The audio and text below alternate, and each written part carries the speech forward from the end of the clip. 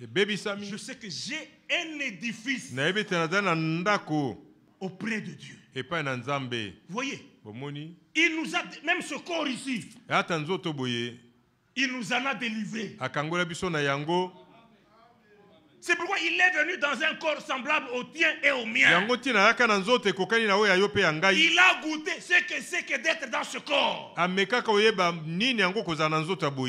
sait comment nous souffrons dans ce corps. Un jour il s'est assis. La Bible dit qu'il avait très mal à la tête. Amen. Donc quand tu as mal à la tête, comme la sœur qui a donné la requête, le Seigneur sait comment ça fait mal. Un jour, il a eu faim dans ce corps. Amen. Amen. Même quand tu n'as rien, la faim te torture. Crie à lui. Il sait ce que la faim fait. Un souverain sacrificateur miséricordieux est capable de compatir. Quand tu as très mal là, le Seigneur sent ça dans son corps. Il dit, moi aussi j'avais senti ça. Parce que pas seulement ça. Je ne sais pas le comprendre, mais c'est comme ça. À la croix, toutes nos douleurs, Dieu les a mis sur lui. Toute douleur que vous pouvez imaginer dans ce monde, Dieu a mis ça sur lui. C'est pourquoi, sachant ce qu'il attendait là-bas, il a pris la coupe. Il a dit, Seigneur, si cela est possible, éloigne-la. Mais il dit, mais c'est pour cette heure que je suis venu. Alors, pas ma volonté, mais fais selon ta volonté. Pas ce que je désire, mais ce que toi tu veux. Il s'est chargé de nos douleurs. Le châtiment qui te donne la paix est tombé sur lui. Et par ses meurtrissures,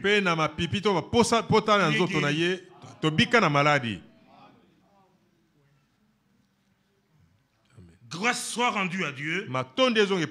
C'est accompli par Jésus-Christ. Maintenant, comme il est mort, il devait délivrer de la fosse. 1 Pierre chapitre 3. Quand nous prenons 1 Pierre chapitre 3,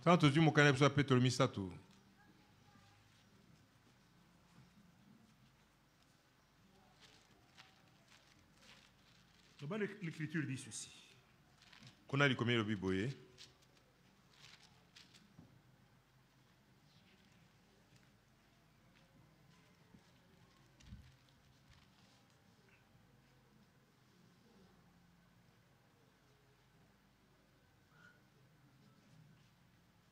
Un Pierre chapitre 1er, excusez-moi.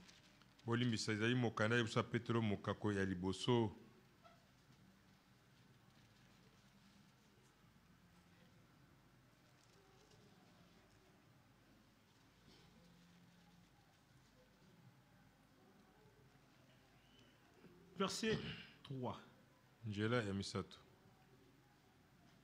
Loué soit Dieu, le Père de notre Seigneur Jésus-Christ. Nous a, donc, qui selon sa grande miséricorde nous a régénérés pour une espérance vivante. Est-ce que vous entendez ça? Il ne nous a pas régénérés pour rien. Il nous a régénérés pour une espérance vivante. Mais comment? Par la résurrection de Jésus-Christ d'entre les morts. Amen. Non, la nouvelle naissance a été rendue possible par la résurrection du Seigneur. Amen.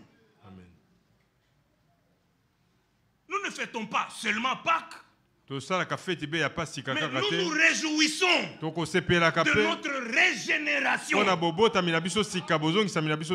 Amen. Parce que le Seigneur a dit à Nicodème, si un homme ne naît de nouveau, il ne peut pas voir le royaume des cieux. Vous voyez? Alors nous louons Dieu, le Père de notre Seigneur Jésus-Christ, qui, selon sa grande miséricorde, nous a régénérés pour une espérance vivante par la résurrection de Jésus-Christ d'entre les morts. Alors, à cause de cela, de cette expérience de la régénération, au moyen de la résurrection du Seigneur, verset 4, pour un héritage. Amen. Amen. Si Christ n'était pas ressuscité, personne n'allait hériter. Pour un héritage qui ne peut ni se corrompre, ni se souiller, ni se flétrir, lequel vous est réservé dans les cieux. À vous qui êtes gardés par la puissance de Dieu pour le salut prêt à être révélé dans les derniers temps. C'est là ce qui fait votre joie, quoique maintenant, puisqu'il le faut, vous soyez attristés pour un peu de temps par diverses épreuves. Amen. La résurrection du Seigneur Jésus-Christ a créé en nous les rachetés la nouvelle vie, la vie éternelle. Amen. Amen. C'est pourquoi la Bible dit, vous voyez, par le baptême, nous témoignons que nous sommes ensevelis avec lui. Amen. Le baptême, c'est un ensevelissement. Amen. C'est pourquoi le baptisé, il est entièrement plongé sous l'eau. Tout lui est enterré. Amen. C'est-à-dire le vieil homme, ça ne se passe pas au baptême. Ça s'est déjà passé. Maintenant, il rend témoignage. Amen. Qu'il a accepté cela. Qu'il l'a reçu. Amen. Maintenant, quand il sort, il ressuscite à une nouvelle vie. Amen. Amen. Quelle vie? Éphésiens chapitre 3. La nouvelle vie, c'est quoi? La résurrection du Seigneur, c'est quoi? La Pâque, c'est quoi pour toi et pour moi? Amen. C'est bien de regarder tout ce que les hommes peuvent faire, de lire ce qui est écrit, mais le mieux, c'est d'y trouver ma propre part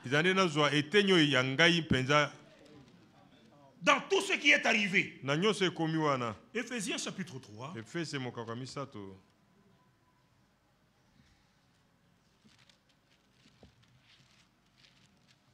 Là-bas, il est écrit ceci.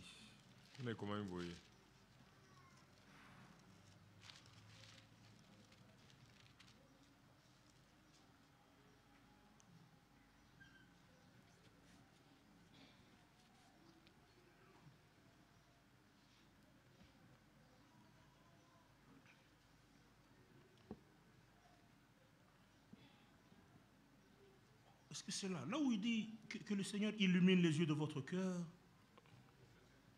C'est Éphésiens 1. Attendez, on va vérifier si c'est ça.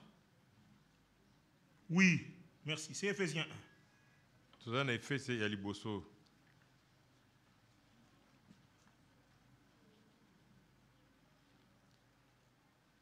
Verset 16. Je ne cesse de rendre grâce pour vous, faisant mention de vous dans mes prières, afin que le Dieu de notre Seigneur Jésus-Christ, le Père de gloire, vous donne un esprit de sagesse et de révélation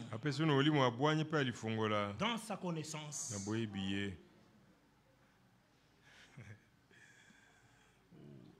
Paul disait à Tite, par la connaissance de la vérité. Et ici, un esprit de sagesse et de révélation pour le connaître. C'est-à-dire dans sa connaissance, c'est pour le connaître.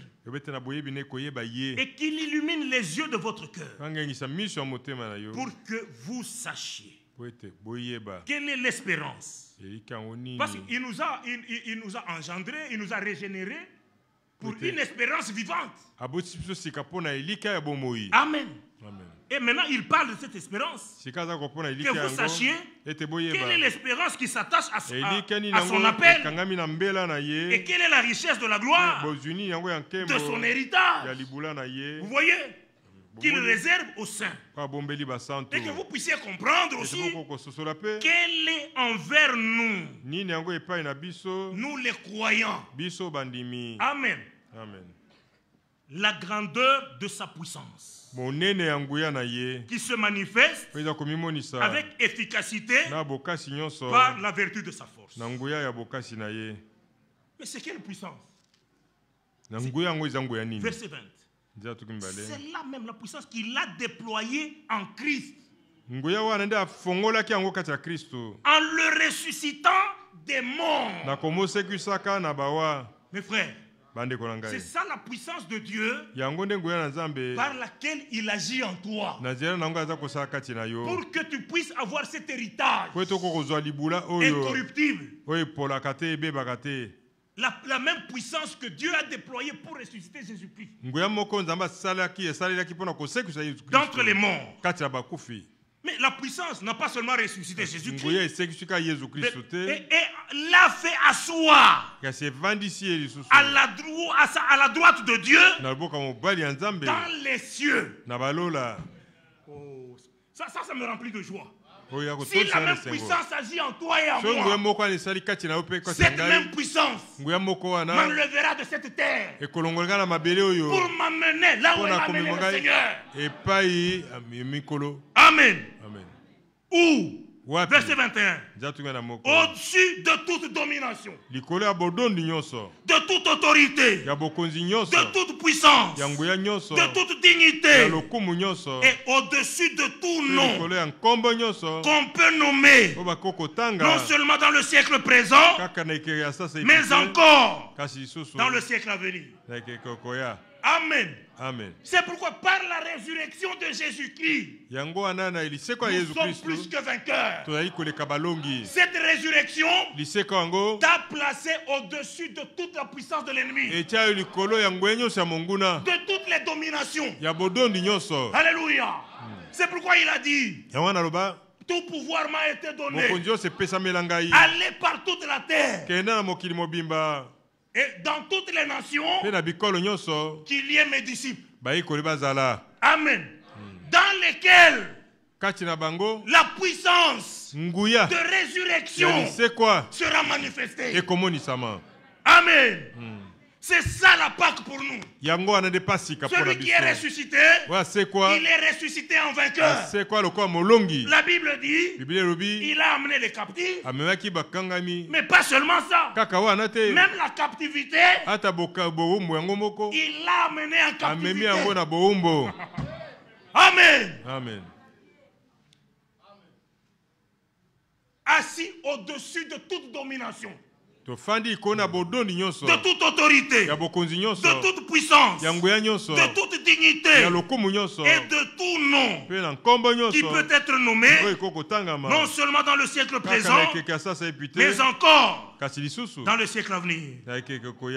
Il a tout mis sous les pieds de Christ. Et maintenant il a pris Christ.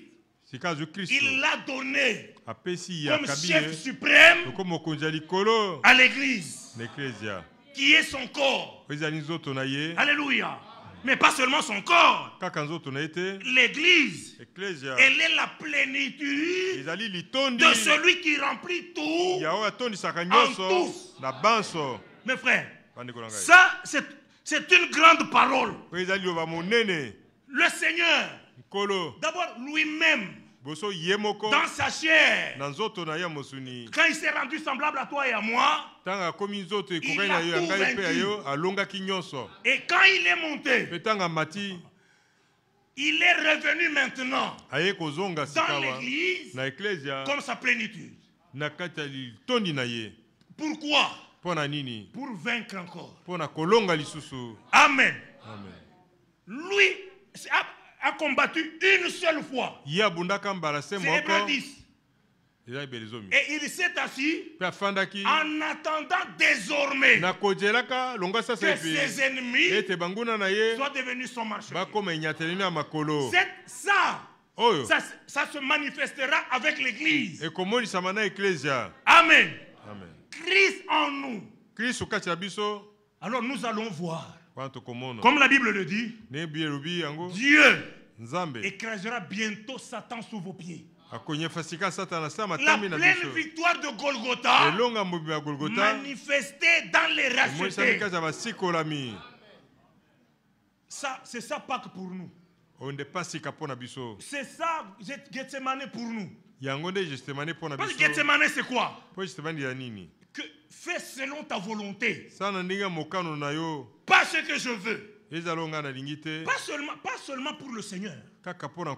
Chaque racheté doit faire la même expérience. Où il a abandonné, il a renoncé à sa propre volonté. Pour qu'en lui, Dieu accomplisse tout ce qu'il a voulu. Amen. Jésus-Christ a accompli toute la volonté de Dieu.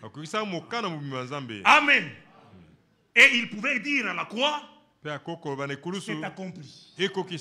Maintenant aussi, l'église est en train d'être amenée au point où Dieu pourra regarder et il dira, c'est accompli. Amen. Le même chemin que le Seigneur Jésus-Christ. C'est pourquoi il a dit, si quelqu'un veut me suivre, il doit renoncer à lui-même. Il doit prendre sa croix. Alléluia. Mais avant la croix, il y a Gethsemane.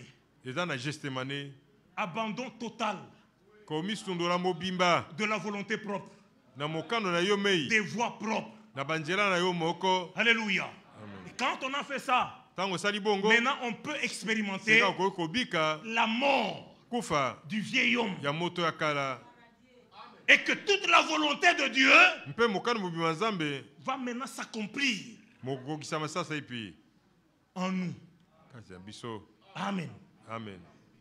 Et ainsi la pleine victoire, nous pouvons l'expérimenter.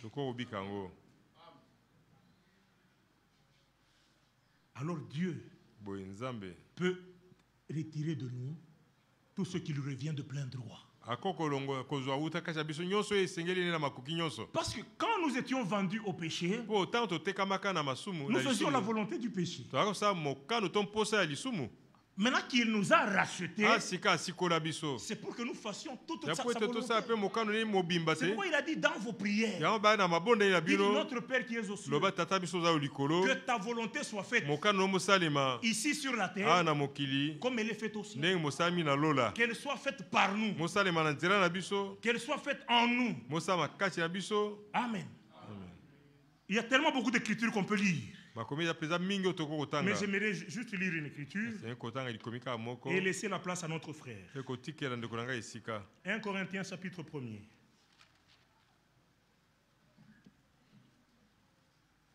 1 Corinthiens chapitre 1er.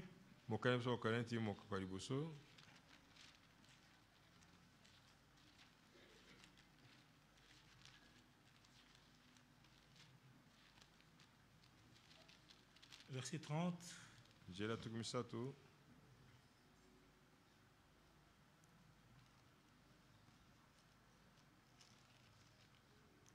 Or, c'est par lui que vous êtes en Jésus-Christ, lequel Jésus-Christ, par Dieu, a été fait pour nous sagesse, justice, sanctification et rédemption.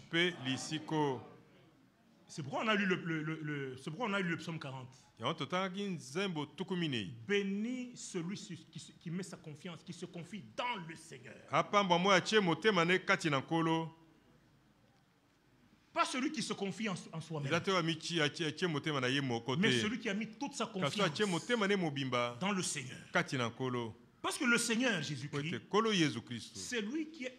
Dieu l'a fait tout pour nous. Tout ce que Dieu a voulu nous donner, il nous l'a donné par Jésus. Il a été fait par Dieu pour nous. Sagesse, justice, sanctification et rédemption. Afin, comme il est écrit, que celui qui se glorifie, qu'il se glorifie dans le Seigneur. Amen. Que le Seigneur bénisse ses paroles dans nos cœurs. Qu'il fortifie chacun. Que le Seigneur bénisse richement.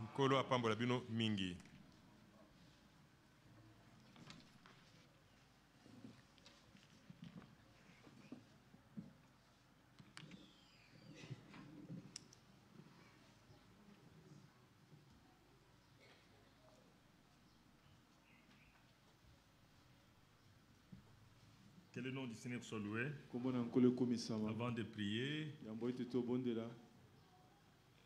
je voulais lire ces écritures ici.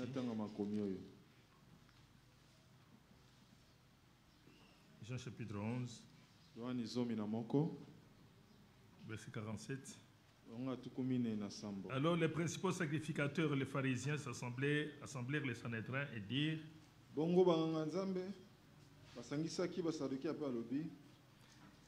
Que ferons-nous? Car cet homme fait beaucoup de miracles. Si nous les laissons faire, tous croiront en lui, et les Romains viendront détruire notre ville et notre nation. Et